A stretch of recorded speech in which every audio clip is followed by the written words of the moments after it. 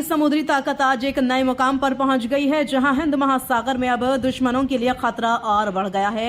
विशाखापत्तनम से आई इस बड़ी खबर में भारत ने अपनी नौसेना में शामिल कर लिए हैं दो बेहद ताकतवर युद्ध प्लेटफॉर्म, INS तारगिरी और INS अरिदमन। रक्षा मंत्री राजनाथ सिंह ने विशाखापत्तनम में आयोजित एक भव्य समारोह में INS तारागिरी और INS अरिदमन को राष्ट्र को समर्पित किया। इस मौके पर नौसेना प्रमुख एडमिरल दिनेश कुमार त्रिपाठी और CDS जनरल अनिल चौहान सहित कई वरिष्ठ अन्य सैन्य अधिकारी मौजूद रहे। INS तारागिरी एक उन्नत स्टील्थ फ्रिगेट है, जिसे प्रोजेक्ट 17A के तहत तैयार किया गया है। वजन लगभग 6670 टन। निर्माण Mazagon dock ship builders limited Mumbai. 75% से अधिक स्वदेशी सामग्री, 200 से ज्यादा MSMEs का योगदान है। इसकी खास डिजाइन इसे रडार पर लगभग अदृश्य बनाती है, जिससे यह दुश्मनों के लिए बेहद खतरनाक साबित होता है। INS तारागिरी अत्याधुनिक हथियारों से लैस है।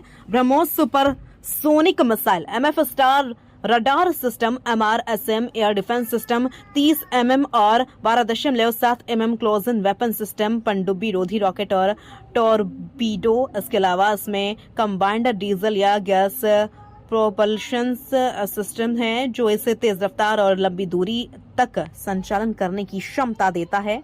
INS तारागिरी को सिर्फ युद्ध के लिए ही नहीं, बल्कि मानवीय सहायता और आपदा राहत मिशनों के लिए भी डिजाइन किया गया है, यानी यह शांति और संकट दोनों समय में काम आएगा। INS अरिदमन समंदर की गहराई का न्यूक्लियर वॉरियर है। INS अरिदमन भारत की एक न्यूक्लियर पावर्ड बैलिस्टिक मिसाइल पनडुब्बी है। इसकी सबसे बड़ी ताकत 8 वर्टिकल लॉन्च ट्यूब K4 और K15 जैसी लंबी दूरी की मिसाइलें, समुद्र की गहराई में छिपकर हमला करने की क्षमता, यानी दुश्मन को पता भी नहीं चलेगा और हमला हो जाएगा। रक्षा मंत्री राजनाथ सिंह ने कहा, एक मजबूत और सक्षम नौसेना कोई विकल्प नहीं बल्कि आवश्यकता है। उन्होंने यह भी कहा कि भारत की ऊर्जा सुरक्षा समुद्र पर निर्भर है, इसलिए समुद्री शक्ति को मजबूत करना बेहद जरूरी है।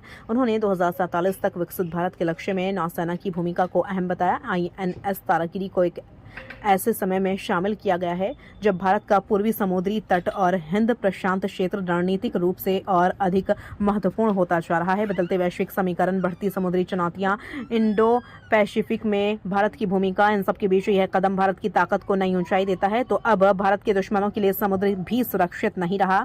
INS तारागिरी और INS अरिदमन के साथ भारतीय नौसेना और भी ज्यादा मजबूत, आत्मनिर्भर और घातक बन गई है।